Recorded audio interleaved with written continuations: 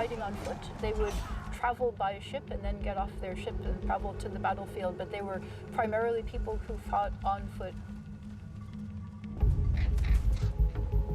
We know that they operated in warrior bands, and one of the most successful tools, therefore, was that they were able to regiment themselves in that way.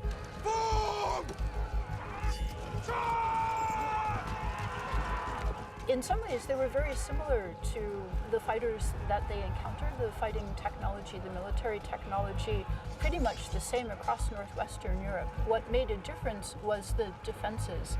Some parts of England were better defended or less defended, and so generally speaking, when it was one group of Vikings fighting against a group of Anglo-Saxons or a group of Frenchmen, the odds were about equal, but perhaps the Vikings had the edge because they were the aggressors. They believed that the best afterlife went to the men who died in battle.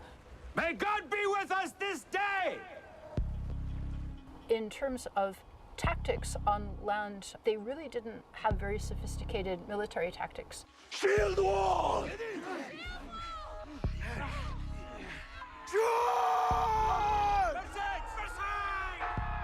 They knew how to make a shield wall so they could defend themselves by overlapping their shields together.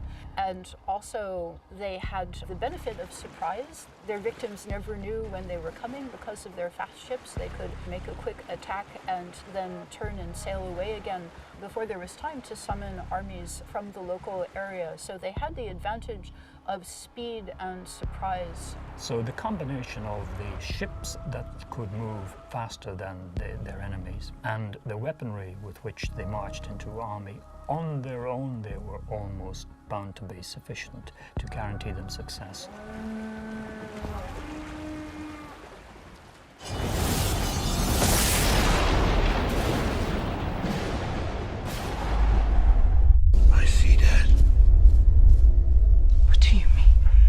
Consequences of Ragnar's death are not yet played out.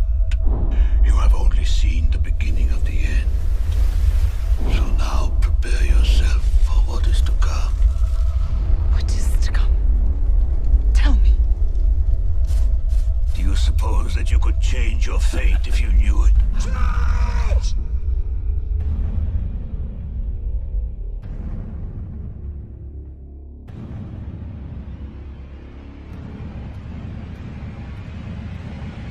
We are the wrath of God. Alva!